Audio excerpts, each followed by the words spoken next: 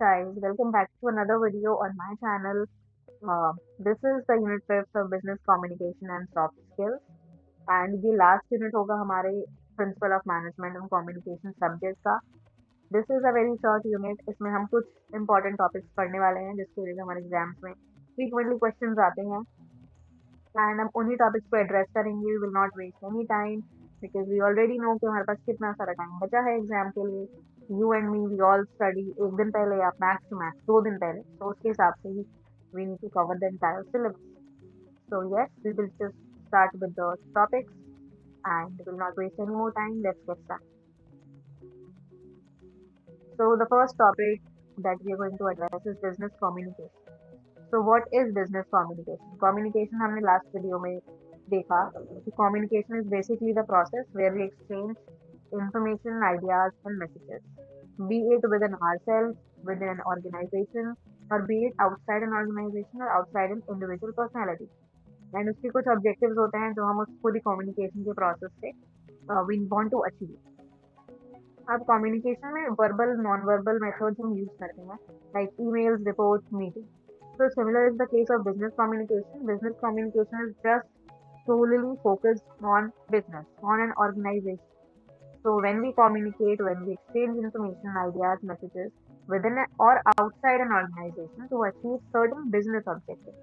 So that is what is known as business communication. उसके लिए we use multiple platforms, multiple tools like email, report meetings, Skype, voice chats, video chats, digital platforms. Okay, multiple softwares like ERP and all we discussed in the previous year. अब importance क्या होती है business communication की, हमें business communication करना ही क्यों है? First is कि वो डिसीजन मेकिंग में हेल्प करती है। बिजनेस कम्युनिकेशन की वजह से आप अपनी पूरी टीम को, अपने मैनेजर्स को प्रोवाइड कर पाते हो एक्यूरेट और timely information. For example sales report आपको प्रेजेंट करनी है ताकि आप मार्केटिंग स्ट्रेटजीज बना सको अपनी कैंपेन के लिए। So that is also what is business communication. So business communication helps you in decision making. Second, it improves coordination. Business communication जो होती है जनरल कम्युनिकेशन की वजह से you are able to maintain a smooth flow of information between multiple department. अलग अलग departments के बीच में एक स्मूथ फ्लो ऑफ इन्फॉर्मेशन होता है जिसकी वजह से आपकी कम्युनिकेशन या कोऑर्डिनेशन बढ़ जाती है। लाइक प्रोडक्शन और सेल्स टीम कोऑर्डिनेट करते हैं रेगुलरली अपडेट्स के बारे में, on process updates, on project campaigns and everything. So that is why it improves coordination. Third, it builds professional relationship. Business communication जो होती है वो एनकरेज करती है अलग अलग एम्प्लॉयज, मैनेजर्स, हर लेवल के मैनेजमेंट को इंटरैक्ट करने की एक दूसरे से, जिसकी वजह से जब वो इंटरैक्ट करेंगे, कॉपरेट करेंगे, तो उनके बीच में ट्रस्ट बिल्ड होगा and that trust is really important for any organisation to sustain a long way. Example client meeting और फॉलो अप ईमेल्स जो होते हैं, उनकी वजह से बिजनेस रिलेशनशिप जो होते हैं उनके क्लाइंट्स के साथ वो अच्छे रहते हैं। Fourth, it enhances organisational efficiency. और बिजनेस कम्युनिकेशन की वजह से एक ऑर्गेनाइजेशन की एफिशिएंसी बढ़ती है। हर किसी को अपने रोल्स, रिस्पॉन्सिबिलिटीज, ड्यूटीज, प्रोसेसेस सबके बारे में क्लैरिटी होती है। That is why it eventually improves your organization's efficiency. Next comes another topic that is business letters. अब बिजनेस लेटर्स जो होते हैं वो अलग अलग टाइप के हो सकते हैं। पहला लेटर हम पढ़ेंगे वो होता है सेल्स लेटर। सेल्स लेटर एक टाइप ऑफ बिजनेस लेटर होता है जो प्रोडक्ट और सर्विसेज को आप प्रमोट करने के लिए लिखते हो ताकि कस्टमर्स उस प्रोडक्ट या सर्विस को अवेल कर पाए, इसको बाय कर पाए। ये एक बहुत इंपॉर्टेंट टूल होता है मार्केटिंग कम्युनिकेशन के लिए, जो कि इसलिए बनाया जाता है ताकि आप अपने कस्टमर्स की अटेंशन गेन करो, इंटरेस्ट बनाओ अपने प्रोडक्ट या सर्विस में और मोटिवेट करो उनको ताकि वो परचेज डिसीजन ले सकें। देन कम्स कि इसके ऑब्जेक्टिव क्या है, हमने पढ़ लिया। पहला ऑब्जेक्टिव कस्टमर अटेंशन अट्रैक्ट करना होता है जिसके लिए आप कैची हेडलाइंस बनाते हो, डिज़ाइन अच्छा करते हो और पर्सनलाइज्ड ग्रीटिंग्स देते हो। फॉर एग्जांपल एक्सक्लूसिव ऑफर जैसी चीज़ें आप लिखते हो। सेकंड, आप इंटरेस्ट क्रिएट करना चाहते हो अपने प्रोडक्ट या सर्विसेज में, जिसके लिए आप अपने प्रोडक्ट या सर्विस के फीचर्स, उसके बेनिफिट, उसकी यूनिकनेस के बारे में बात करते हो। देन थर्ड, आप परचेज की डिसीजन उनके अंदर इंड्यूस करना चाहते हो। You want them to be interested in purchasing your service.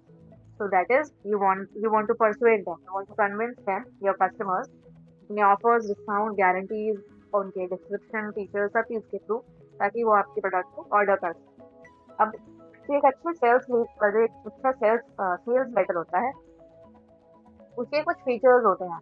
एक अच्छी सेल्स लेटर बनने के लिए सबसे पहले आपके लेटर के अंदर एक पर्सुएसिव टोन होनी चाहिए। पर्सुएसिव टोन मतलब एक ऐसी टोन होनी चाहिए जो कस्टमर को एनकरेज करे कि वो उस पूरे पोर्शन को या जो भी पीस ऑफ लेटर वो पढ़ रहा है, उसकी वजह से वो कुछ एक्ट करे, मतलब कुछ एक्शन करे, या तो वो परचेज करे आपके प्रोडक्ट को या उसको जाके चेक करे, इंटरेस्ट दिखाए। So it always have a persuasive tone. Second, clarity होनी चाहिए, सिंपल डायरेक्ट लैंग्वेज होनी चाहिए, कोई बहुत फैंसी वर्ड्स, बहुत फैंसी प्रोवर्ब्स नहीं होने चाहिए, क्योंकि आप एक नॉर्मल मास कस्टमर ऑडियंस को डील कर रहे हो। आप चाहते हो कि कस्टमर्स आपकी चीज़ें खरीदें, तो उसके लिए आपको सिंपल लैंग्वेज रखनी होगी, तो वो लोग भी समझ पाएँ बहुत ईज़ी। थर्ड, कस्टमर ओरिएंटेड होना चाहिए आपके सेल्स लेटर में। सारे बेनिफिट्स होने चाहिए, सिर्फ ये ना हो कि फीचर्स के बारे में आपने बात करा। आपको अपने जो आपका प्रोडक्ट या सर्विस है उसके क्या बेनिफिट्स हैं, उसके बारे में भी फोकस करना। Then comes call to action. Clear instructions होने चाहिए जिसकी वजह से कोई भी कस्टमर कुछ एक्ट करे, कुछ एक्शन ले, that is buy now, visit our store और चेक द प्रोडक्ट और anything like that. Then comes attractive presentation. तो आपका जो लेटर होता है उसमें अच्छे लेआउट आप यूज कर सकते हो, विजुअल्स डाल सकते हो, and you can like also work on formatting of the letter. Second is credit letters. जो लेटर्स होते हैं, क्रेडिट लेटर्स होते हैं, उनको आप बिज़नेसेस को लिखते हो ताकि आप अपनी जो क्रेडिट है कस्टमर्स को, उसको या तो ग्रांट कर सको, रिफ्यूज़ कर सको या बढ़ा सको। इसकी वजह से जो फाइनेंशियल ट्रांज़ैक्शंस होते हैं, उनके बीच में ट्रस्ट और क्लैरिटी बिल्ड अप होता है। अब टाइप्स क्या होते हैं? पहला होता है ग्रांट ऑफ क्रेडिट, जो अप्रूव करता है कस्टमर की रिक्वेस्ट क्रेडिट के लिए। मतलब ये वो लेटर्स होते हैं जो क्रेडिट कार्ड्स होते हैं जैसे, तो क्रेडिट कार्ड्स पे आपको फ्रीक्वेंटली एसएमएस और मैसेजेस आते हैं कि आपकी इतनी लिमिट एक्सटेंड हो गई है, आपके पास इतनी क्रेडिट लिमिट है, आप इतना तक लोन ले सकते हो। All those are credit message. But जब आप ऐसे ईमेल्स या लेटर्स लिखते हो, तो that is called credit letters, जिसमें एक बिजनेस अपने कस्टमर्स को या तो एक्सटेंड करेगा क्रेडिट, या उनको मना कर देगा कि आप नहीं ले सकते हो क्रेडिट, या फिर उनको ग्रांट करेगा। तो इसमें कुछ टाइप्स हैं। पहला होता है ग्रांट ऑफ क्रेडिट, जिसमें कस्टमर की रिक्वेस्ट क्रेडिट के लिए अप्रूव कर दी जाती है। हो सकता है उसने क्रेडिट मांगा हो किसी भी बिजनेस से, तो वो उसको अप्रूव कर देगा, like please we are please to extend a credit limit of 50,000 for 30 days। Second comes refusal of credit. ये ऐसे लेटर्स होते हैं जिसमें आप पोलाइटली, कोई बिजनेस अपने कस्टमर की रिक्वेस्ट, भले ही वो क्रेडिट की हो, उसको डिनाई करता है कि due to certain reason, expiry reason, या तो आपका सिबिल स्कोर अच्छा नहीं है, या कुछ भी और रीजन की वजह से हम आपको जो आपकी क्रेडिट रिक्वायरमेंट है उसको नहीं दे सकते हैं, we are not able to prove it, hence we are refusing. Third होता है एक्सटेंशन ऑफ क्रेडिट पीरियड। इसमें आप कस्टमर को अलाउ करते हो कुछ और टाइम, जिसमें वो अपने जो उन्होंने क्रेडिट लिया है आपसे उसको वापस रीपे। ओके, फॉर एग्जाम्पल आपकी your credit period has been extended by 15 days। Okay, तो इसमें आप उनको एक्सटेंशन देते हो, उनके जो भी उन्होंने आपसे लोन क्रेडिट लिया है, उधार लिया है, उसको वापस चुकाने के लिए। Third is claim letters. Claim letters customers लिखते हैं कंप्लेन करने के लिए प्रोडक्ट्स के बारे में या पुअर सर्विसेज के बारे में, और उनके लिए कुछ एडजस्टमेंट या कॉम्पेंसेशन मांगती है। देखिए इसके कुछ इसमें कुछ चीज़ें मेंशन्ड होती हैं। पहला, क्लियर स्टेटमेंट ऑफ प्रॉब्लम। जो भी आपकी प्रॉब्लम है, या तो आपका जो आपको चीज़ मिली है, प्रोडक्ट मिला है, वो डिफेक्टेड है, उसकी सर्विस अच्छी नहीं है, वो आपका मार्क नहीं है, क्वालिटी नहीं है, उसको आप स्टेट करोगे, आप अपनी प्रॉब्लम को स्टेट करोगे। सेकंड, आप उसमें एविडेंस डालोगे। एविडेंस में आप बिल डाल सकते हो, अपना इनवॉइस डाल सकते हो, ऑर्डर नंबर डाल सकते हो, फोटोग्राफ्स डाल सकते हो। थर्ड, आप एडजस्टमेंट के लिए रिक्वेस्ट करोगे, या तो आप रिप्लेसमेंट मांगोगे, रिफंड मांगोगे, या रिपेयरमेंट मांगोगे। फॉर एग्जाम्पल, आपकी वॉशिंग मशीन 12 दिसंबर को डिलीवर हुई पर वो फंक्शन नहीं कर रही है, तो काइंडली रिप्लेस और रिफंड। ये एक छोटा सा टाइप है, एग्जाम्पल है क्लेम लेटर। फोर्थ आते हैं एडजस्टमेंट लेटर्स। एडजस्टमेंट लेटर्स वो होते हैं जो क्लेम लेटर्स के रिप्लाई में सेलर्स लिखते हैं। लाइक एक कस्टमर ने, आपका एक बिजनेस है, आप वॉशिंग मशीन ही बेचते हो, आपने किसी कस्टमर को वॉशिंग मशीन बेची, उसने आपको एक लेटर लिखा जिसको आप क्लेम लेटर बोलोगे। उसमें उसने अपनी प्रॉब्लम बताई कि जो आपने उसको वॉशिंग मशीन दी थी वो खराब थी, वो टूटी हुई थी, वो काम नहीं कर रही है, जो भी है, XYZ रीज़न की वजह से उसने आपको एक क्लेम लेटर लिखा। अब उसके रिप्लाई में आप एक लेटर लिखोगे जिसको बोलते हैं एडजस्टमेंट लेटर। एक सेलर अपने कस्टमर के क्लेम लेटर के रिप्लाई में जो लेटर लिखे उसको बोलते हैं एडजस्टमेंट लेटर।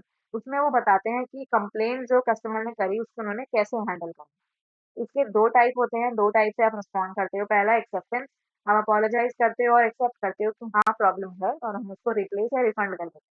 सेकंड, आप पार्शियली एक्सेप्ट करते हो, मतलब आप ये कहते हो कि हाँ, आपके प्रोडक्ट में कुछ प्रॉब्लम है, पर हम उसकी पूरी रिफंड पेमेंट ना करके कुछ पार्शियल कॉम्पेंसेशन कर पाएँगे।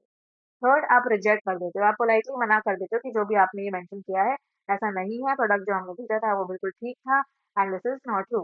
तो आप उसको पोलाइटली डिनाई कर देते हो। फॉर एग्ज़ाम्पल आपको एक क्लेम लेटर आया, वॉशिंग मशीन वाला जो हमने ऊपर पढ़ा, तो फिर आपने उसके रिप्लाई में एक एडजस्टमेंट लेटर लिखा जिसमें आप लिखते हो, "we apologise for the inconvenience, a replacement unit will be delivered within 3 days." आपने पहले अपोलोजाइज़ करा, एक्सेप्ट करा कि हाँ, प्रॉब्लम हुई है, फिर आपने उसका एक रिफंड कर दिया, मतलब आपने रिप्लेसमेंट के लिए बोल दिया। अब आता है टाइप्स ऑफ रिपोर्ट्स।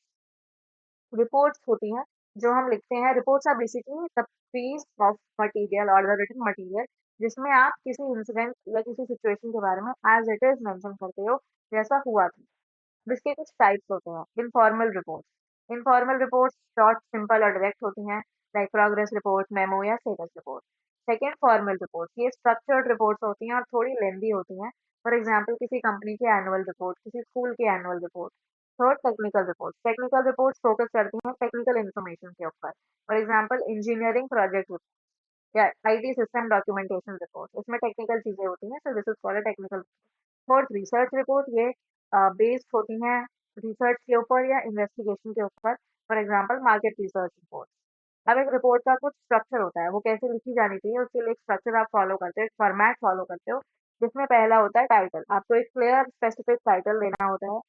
सेकंड, आपको इंट्रोडक्शन देना होता है, आप बताते हो कि आपके रिपोर्ट का पर्पस क्या है, आप क्यों लिख रहे हो वो रिपोर्ट, और उस रिपोर्ट से सामने वाले को क्या देखने को मिलेगा। Then third comes methodology.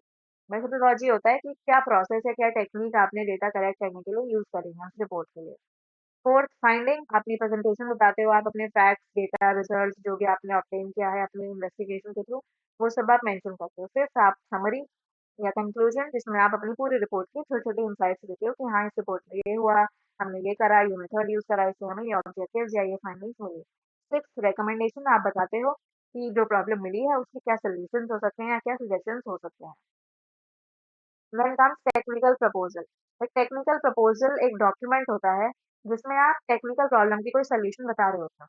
तो कि फॉर एग्जांपल आप एक इंजीनियर हो, आपके सिस्टम आईटी सिस्टम है उसमें कुछ प्रॉब्लम आ गई है, या आपने एक प्रोजेक्ट, आप कुछ डेवलपमेंट एक प्रोजेक्ट पे आप काम कर रहे थे, यू डेवलपिंग समथिंग, उसमें कुछ प्रॉब्लम आ गई है, तो एक टेक्निकल प्रॉब्लम आ गई है, जिसके लिए आप एक सोल्यूशन ऑफर करना चाहते हो अपने मैनेजर या अपने सीनियर लोगों को या अपने कलीग। तो आप उसके लिए एक टेक्निकल प्रपोजल लिखोगे जिसमें आप सॉल्यूशन बताओगे। Any document that is prepared to offer a solution to any technical problem is called a technical proposal. ये commonly IT, engineering, project based industry में यूज होता है ताकि आप अप्रूवल्स ले सको, फंडिंग ले सको अपने सीनियर्स या किसी भी और इंसान से। देन कम्स टेक्निकल प्रपोजल के क्या पार्ट होते हैं। पहला टाइटल पेज होता है जिसमें आपके प्रोजेक्ट का नाम होता है, ऑर्गेनाइजेशन का नाम, और जिसमें लिखते हैं उसके बारे में डिटेल्स। इंट्रोडक्शन, आप बैकग्राउंड देते हो कि क्या पर्पस है आपके इस टेक्निकल प्रपोजल का। थर्ड, प्रॉब्लम स्टेटमेंट, आप बताते हो कि प्रॉब्लम क्या आ रही है। फोर्थ, आप सोल्यूशन प्रपोज करते हो कि इस प्रॉब्लम का ये सोल्यूशन देना चाहूंगा मैं। फिफ्थ, आप बजट बताते हो कि इस प्रॉब्लम को सॉल्व करने के लिए इतना कॉस्ट या इतनी फाइनेंशियल रिक्वायरमेंट्स होंगी। सिक्स, कंक्लूजन देते हो कि आपके टेक्निकल प्रपोजल की ये समरी है और ये एक्सपेक्टेड आउटकम। सेवन, सिग्निफिकेंस, आप ये बताते हो कि प्रोजेक्ट की इस रिपोर्ट की, इस टेक्निकल प्रपोजल की इंपॉर्टेंस क्या है, क्या बेनिफिट्स हैं और क्या फिजिबिलिटी है। टेक्निकल प्रपोजल क्यों चाहिए होता है या उसकी अहमियत क्या है हमारी ऑर्गेनाइजेशन में। पहला, प्रोजेक्ट अप्रूवल में वो हेल्प करता है क्योंकि डिसीजन मेकर को क्लैरिटी होती है कि क्या प्रॉब्लम है, क्या प्रोजेक्ट है, कैसे सॉल्व होगा, कितने पैसे लगेंगे, तो उनको क्लैरिटी होती है ताकि वो एक अच्छा डिसीजन हो। सेकंड, क्लैरिफाइज टेक्निकल फिजिबिलिटी, ये बताता है कि सोल्यूशन प्रैक्टिकल है और अचीवेबल है या फिर नहीं है। Third, it is used in IT and engineering projects, it is important for securing contracts, winning project and uh, you know having organizational support. Then the next topic is job application. Job application एक formal letter होता है जो आप किसी job apply करने के लिए लिखते हो। इसमें आपकी स्किल्स, जो एप्लीकेंट है उसकी स्किल्स, क्वालिफिकेशन और इंटरेस्ट क्यों है उसका रोल में, उसके बारे में बात होती है। टाइप्स होते हैं इसका। पहला होता है सॉलिसिटेड एप्लीकेशन। ये एक, मतलब आपने किसी सोशल मीडिया पे या कहीं भी आपने एक वैकेंसी की एडवर्टीजमेंट देखी, आप उसके रिप्लाई में एक एप्लीकेशन लिखोगे जिसे आप बोलोगे सॉलिसिटेड एप्लीकेशन। आपने जॉब पोस्ट देखी लिंक्डइन पे, उसका रिप्लाई करते हो, उसके लिए अप्लाई करने के लिए आप एक एप्लीकेशन लिखा है, that is called solicited application. Second, unsolicited होती है जिसमें आपने कोई एडवर्टीजमेंट तो नहीं देखा, पर आप बस ऑर्गेनाइजेशन में इंटरेस्टेड हो काम करने के लिए, तो आपने एप्लीकेशन भेज दी, कोई स्पेसिफिक एडवर्टाइज़मेंट नहीं है, कोई जॉब आईडी नहीं है, बस आप इंटरेस्टेड हो उस ऑर्गेनाइजेशन के साथ काम करने में, दैट इज़ कॉल्ड अनसॉलिसिटेटेड एप्लीकेशन, ठीक है? जैसे कि आप कोल्ड लेटर्स देखते हो अपनी किसी भी कंपनी को, ताकि आप वहाँ पे जो अपॉर्चुनिटीज़ हैं उनके बारे में जान सको, that is unsolicited. Then comes resume. Resume एक कंसाइज डॉक्यूमेंट होता है जिसमें कैंडिडेट की पर्सनल एजुकेशन और प्रोफेशनल डिटेल्स होती हैं, और you can say it is a what you say it is a organisational biodata of a candidate. ये आपका टेक्निकल बायोडेटा होता है जिसमें आपकी प्रोफेशनल एजुकेशन प्रोफेशनल सब डिटेल्स होती हैं, पर्सनल। इसमें आप अपनी क्वालिफिकेशन अचीवमेंट सब कुछ मेंशन करते हो ताकि जो एम्प्लॉयर्स है वो देख सकें और आपको जॉब एप्लीकेशन के लिए बुला सकते हैं। एक एप्लीकेशन प्रोसेस का पूरा छोटा सा पार्ट होता है ये। अब रिज्यूमे के कुछ कंटेंट होते हैं, कुछ चीज़ें आती हैं उसके अंदर। पहला पर्सनल डिटेल जिसमें आपका contact number, name, mail address आता है। कभी-कभी लिंक्डइन या गिटहब प्रोफाइल भी आप डाल लेते हो। सेकंड एजुकेशन, आपके एकेडमिक क्वालिफिकेशंस क्या हैं, वो आती हैं। रिवर्स क्रोनोलॉजिकल ऑर्डर में, मतलब कम होते हुए इन द डिक्रीजिंग ऑर्डर 25, 22, 21 इस ऑर्डर में। स्किल्स, टेक्निकल स्किल्स आती हैं। आपको क्या स्किल्स स्किल्स में 2 सेक्शन आते हैं। टेक्निकल स्किल्स जिसमें आप टेक्निकल स्किल्स बताते हैं जैसे कि Excel, Tally, ERP system, Java and all that. फिर आती हैं सॉफ्ट स्किल्स। सॉफ्ट स्किल्स में you talk about communication, leadership और problem solving. Then comes the fourth part that is experience, जिसमें आपकी वर्क हिस्ट्री आती है with job titles, organisations and responsibilities. आपने क्या काम किया है, क्या टाइटल्स थे और आपकी क्या रिस्पॉन्सिबिलिटीज थी। Fifth is the achievement, in case अगर आपको कोई को करिकुलर एक्टिविटी के रिगार्डिंग कोई अवार्ड सर्टिफिकेशन या कुछ ऐसी अच्छी अचीवमेंट्स है तो आप वो मेंशन करते हैं। Then comes nuances of delivery, this is the next topic that is nuances of delivery. Effective communication जो होती है उसका मतलब सिर्फ ये नहीं होता है कि आपने क्या बोला, but it is also about how you delivered it. Delivery में बहुत सारी चीजें आती हैं, लाइक लैंग्वेज, आपकी बॉडी लैंग्वेज, आपकी स्पीच के डायमेंशंस, आपकी बॉडी फीचर्स, बायोलिंग्विस्टिक फीचर्स। तो ये सब चीजें आती हैं फॉर डिलीवरिंग एनीथिंग और for communicating effectively. Body language का मतलब होता है कि आपकी जो फिजिकल बॉडी है उसकी क्या क्यूज है या उसकी क्या व्हाट यू से क्यूज इज बेसिकली जैसे क्लूज होते हैं, कुछ चीज को आपको सॉल्व करना है तो उसके रिगार्डिंग कुछ क्लूज होते हैं। तो ये उस तरीके से नॉन वर्बल क्यूज होते हैं जो आपकी कम्युनिकेशन को सपोर्ट करते हैं, आपकी बॉडी कैसे रिएक्ट करती है। उसमें आपके जेस्चर्स आते हैं, आपकी हैंड मूवमेंट्स, पोस्चर आता है, आप कैसे खड़े हो, कैसे बैठे हो, और फेशियल एक्सप्रेशंस, आप अपनी इमोशंस कैसे शो कर रहे हो अपने फेस से।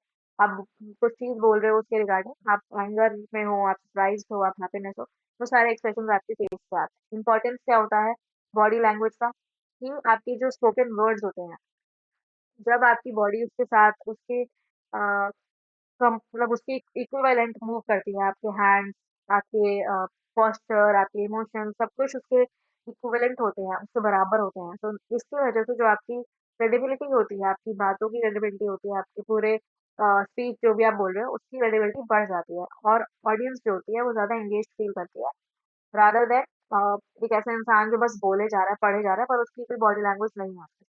फॉर एग्जाम्पल, जब आप क्लाइंट से ग्रीट करते हो तो आप स्माइल करते हो, या आप किसी इंटरव्यू के लिए जाते हो तो आप स्माइल करके ग्रीटिंग करते हो, जिसकी वजह से एक प्रोफेशनलिज्म या वार्म जैसी फीलिंग स्टैब्लिश होती है दोनों पार्टीज के बीच। Then comes the next topic, dimensions of speech. Speech delivery depend करती है कुछ फिनेटिक और रिदमिक एलिमेंट्स के ऊपर। पहला होता है सिलेबल। सिलेबल का मतलब होता है आप प्रोनाउंस कैसे कर रहे हो किसी चीज को, आपकी प्रोनाउंसिएशन कैसी है। फॉर एग्जाम्पल, कम्युनिकेशन में 5 सिलेबस हैं, कॉम, म्यू, नी, ए और शन। तो ये होते हैं सिलेबल्स। एक्सेंट, आप किस एक्सेंट में बात कर रहे हो या आप किस पर्टिकुलर सिलेबल पे फोकस कर रहे हो, उसके हिसाब से आपकी एक्सेंट डिफाइन होती है। ठीक। पिच, की जो टोन है, आपकी जो वॉइस है उसकी टोन कैसी है, वो हाई है, लो है। हाई पिच होती है जब आप बहुत एक्साइटेड होते हो, लो पिच का मतलब या तो आप सैड हो या कुछ आप सीरियस बात कर रहे हो। देन कम्स रिदम, आपकी जो स्पीच है उसका फ्लो कैसा है, बैलेंस रिदम है या फिर नहीं है। Fifth is इनोटेशन। इनोटेशन का मतलब होता है कि आपकी जो वॉइस है वो सिचुएशन के हिसाब से राइज और फॉल हो रही है या फिर नहीं। अगर आप क्वेश्चन पूछ रहे हो तो आपकी इनोटेशन मतलब आपकी जो वॉइस है वो राइज होनी चाहिए। आप स्टेटमेंट्स बोल रहे हो तो आप थोड़ा फॉल करके बोलोगे अपने voice. So this is what is intonation. Then comes paralinguistic features of voice. Paralinguistic features वो क्वालिटीज होती हैं आपकी आवाज की जो वर्ड्स के अलावा होती हैं, जो पूरी आपकी डिलीवरी, कम्युनिकेशन की डिलीवरी को शेप करती हैं, पर वो आपके वर्ड्स नहीं होते। लाइक आपकी टोन कैसी है, आपकी जो क्वालिटी ऑफ वॉइस है कैसी है, वो फ्रेंडली है, परsuasive है, ऑथोरिटेटिव है, कम्युनिकेटिव है, कैसी है। देन कम्स वॉइस, आपकी जो बात, आपकी जो आवाज़ है वो लाउड है, सॉफ्ट है, या फिर कैसी है। आपकी जो कॉन्टेक्स्ट जो आप बोल रहे हो, उससे मैच करती है या फिर नहीं। स्पीड, अ, जो आप बोल रहे हो उसका रेट ऑफ स्पीकिंग कैसा है, आप तेज़ बोल रहे हो, बहुत धीरे बोल रहे हो या मॉडरेट स्पीड पे बोल रहे हो। ये भी डिफाइन करता है कि आपकी जो कम्युनिकेशन है उसकी डिलीवरी कैसी हो। देन कम्स पॉज़, आप सही जगह पे पॉज़ ले रहे हो स्पीच में या फिर नहीं। इट इज़ वेरी इंपॉर्टेंट कि जब हम कोई स्पीच प्रेज़ेंट करते हैं, तो उसमें हम सही जगह पे एम्फेसिस करें, सही जगह पे ब्रेक्स लें, जिसकी वजह से जो हमारी ऑडियंस होती है वो बेटर एंगेज कर पाती है हमारे। Then comes presentation skills. Presentation skills communication का बहुत इंपॉर्टेंट पार्ट है, be it in academic, professional, business और पर्सनल कॉन्टेक्स्ट। जिस जो इन्वॉल्व करती है कि आप जो इन्फॉर्मेशन है उसको इफेक्टिवली डिलीवर कर पा रहे हो एक स्ट्रक्चर्ड और एंगेजिंग मैनर में। प्रेजेंटेशन स्किल्स के कुछ पार्ट्स होते हैं। पहला, स्ट्रक्चर क्लियर होना चाहिए। आप जो कंटेंट प्रेजेंट करने वाले हो वो ऑर्गेनाइज होना चाहिए लॉजिकली, और एक सर्टेन पैटर्न को फॉलो करे। लाइक ऑब्जेक्टिव से शुरू हो, की पॉइंट्स को बताए, फिर समरी से एंड करे। ऐसा नहीं होना चाहिए कि आपने समरी से शुरू करा, ऑब्जेक्टिव आप लास्ट में बता रहे हो, तो it's not be that case. It should have a clear structure. Then comes visual aids. आप अपनी इमेजेस, स्लाइड्स, चार्ट्स, ग्राफ ये सब यूज कर सकते हो, ताकि आप कॉम्प्लेक्स इन्फॉर्मेशन को बहुत इजीली, बहुत एंगेजिंगली प्रेजेंट कर सको। Okay, third, confidence. आप जब कुछ प्रेजेंट कर रहे हो तो आपको खुद पे कॉन्फिडेंस होना चाहिए। You should be self assured, you should B clear and you should have conviction while delivering. इसकी इंपॉर्टेंस क्या होती है कि इससे हमारी जो भी बात हम बोल रहे हैं उसकी क्रेडिबिलिटी बढ़ जाती है, सामने वाला उस पर ट्रस्ट कर पाता है। Then comes audience interaction. Whenever you are presenting something, you should always engage with the audience through questions, discussion, feedback, or just maintaining a clear eye contact. Then comes importance. Importance होती है कि जब आप present करते हो, तो you should always keep it lively. You should always keep it engaging. It should not be a one-way communication. Then comes group discussion. So the next thing is group discussion. Group discussion is basically एक discussion एक group के बीच में, जहाँ पे बहुत सारे individuals होते हैं। there is a group of individuals जो किसी सर्टेन टॉपिक के ऊपर एक्सचेंज करेंगे अपने आइडियाज, ओपिनियंस, इन्फॉर्मेशन, उसके बारे में कॉन्वर्जेशन करेंगे, बात करेंगे। ये एकेडमिक, प्रोफेशनल और रिक्रूटमेंट सेटिंग्स में ज़्यादा यूज होता है। कुछ स्किल्स होती हैं जो आपको बहुत इंपॉर्टेंट हैं ग्रुप डिस्कशन के लिए। पहला, listening. You should be a very good listener if you want to be a very good speaker. It is well known and well said. तो जब आप अटेंशन देते हो कि सामने वाला क्या बोल रहा है बिना इंटरप्ट करे, तो इसकी वजह से आप एक तो उनके पॉइंट्स को क्लियरली अंडरस्टैंड कर पाते हो और प्रॉपरली आप अप्रोप्रिएटली उस पर रिस्पॉन्ड भी कर पाते हो। तो देन कम्स लॉजिकल थिंकिंग। तो आप अपने आइडियाज़ को एक क्लियर रैशनल तरीके से प्रेज़ेंट करो, एक स्ट्रक्चर्ड मैनर में प्रेज़ेंट करो, जिसकी वजह से जो आपके आर्ग्यूमेंट्स हैं, वो कन्विंसिंग लगती हैं और रेलेवेंट लगती हैं to the topic. Then third, respect for others. जो भी आपको ओपोनेंट है, जो भी आपके साथ उस डिस्कशन में इन्वॉल्वड है, आप उसकी कॉन्ट्रिब्यूशंस को भी वैल्यू करो। It should not be like कि ये सोच रहे हो कि वो तो कुछ बोल ही नहीं रहा है, उसके पॉइंट्स इंपॉर्टेंट नहीं है, मेरे पॉइंट्स इंपॉर्टेंट है। That should not be the case. So then the next topic is interview skills. Interview एक फॉर्मल इंटरेक्शन होता है एक कैंडिडेट और एक एम्प्लॉयर के बीच में, जहाँ पे वो एक रोल के लिए उस कैंडिडेट की सूटेबिलिटी को एसेस करने के लिए कन्वर्सेशन करते हैं, इंटरेक्शन करते हैं। इसके लिए आपके पास कुछ मतलब कुछ अच्छी स्किल्स अगर आपके पास होती हैं तो it is a very good thing. उसमें पहली स्किल आती है प्रॉपर बॉडी लैंग्वेज। आपको जब भी आप एक इंटरव्यू में जाते हो, so you should have a proper and positive body language. आप आई कॉन्टैक्ट मेंटेन करो, आप नेचुरल जेस्चर्स करो, कोई भी नर्वस हैबिट्स लाइक पैर हिलाना, फिजिटिंग, क्रॉसिंग आर्म्स, ये सब आप अवॉइड कर सकते हो, जिसकी वजह से आपका कॉन्फिडेंस दिखता है कि you are very confident in whatever you are speaking. Then comes clear answer. जो भी आपसे क्वेश्चन पूछा जा रहा है, आप उसका डायरेक्टली और लॉजिकली रिप्लाई दो, and you should not be telling very lengthy answer. आप कहानी नहीं बता रहे किसी क्वेश्चन के लिए, आप पॉइंट टू पॉइंट डायरेक्टली आप उनको आंसर दो। Third, confidence. You should always speak with confidence, you should always have a steady voice, positive attitude, जिसकी वजह से सामना जो हमारा जो एम्प्लॉयर है, वो उसके ऊपर एक पॉजिटिव इंप्रेशन होता है कि हाँ, you can be a good. Then comes honesty. You should always be truthful about whatever you are speaking, whatever information you are giving about skills and experience. और अगर आपके पास कोई वीकनेसेस हैं, गैप्स हैं, तो आप उसको भी प्रॉपर्ली एडमिट करो। It should not be like कि आप झूठ बोले जा रहे हो इंटरव्यू में, because interview will obviously know it and it will leave a very bad impact about you. Then the next topic is workshop, conference and seminar. Workshop is basically एक skill based learning session होता है। किसी भी चीज़ को अगर आपको कुछ practical उसके बारे में सिखाना है, कुछ स्किल सिखानी है, फिर आप एक सेशन होल्ड करते हो, that is known as workshop. इसके फीचर्स होते हैं कि इसमें हैंड्स ऑन ट्रेनिंग दी जाती है, इंटरैक्टिव एक्टिविटीज होती हैं और छोटे-छोटे ग्रुप्स में कराई जाती हैं वो activities. For example, workshop on data visualisation using tab. Then comes conference. Conference का मतलब होता है फॉर्मल मीटिंग ऑफ एक्सपर्ट्स, ताकि वो इंडस्ट्री ट्रेंड या किसी भी स्पेसिफिक टॉपिक के ऊपर डिस्कशन कर पाएँ। इसमें ये एक लार्ज गैदरिंग्स होती हैं और इसमें पैनल डिस्कशंस भी इन्वॉल्व होते हैं। Example international business analytics conference या राउंड टेबल कॉन्फ्रेंस या और भी बहुत सारी कॉन्फ्रेंसेस हमने पढ़ी हैं। Then comes seminar. Seminar is an academic discussion forum जो एक स्पेसिफिक टॉपिक के ऊपर फोकस करता है। सेमिनार जनरली कॉलेजेस और यूनिवर्सिटीज में होते हैं, जहाँ पे एक पर्टिकुलर टॉपिक होता है और उसके बारे में ही पूरी डिस्कशन होती है। It is basically in an academic setting. इसके फीचर्स प्रेजेंटेशन दी जाती है स्पीकर के थ्रू और बाद में जो ऑडियंस है वो उसको टेस्ट कर सकती है। They can have a Q&A session. Example seminar on emerging trends in supply chain management. So yes, ये सही एग्जांपल है कि आपने emerging trends in supply chain management के ऊपर एक सेमिनार ऑर्गेनाइज किया है। आज की वीडियो में सब इतना ही डिस्कस करेंगे। इन केस अगर आपके कुछ भी क्वेश्चन हो, you can just mention them in the comments. ये नोट्स मैं डिस्क्रिप्शन में पिन कर दूंगी, you can go and download and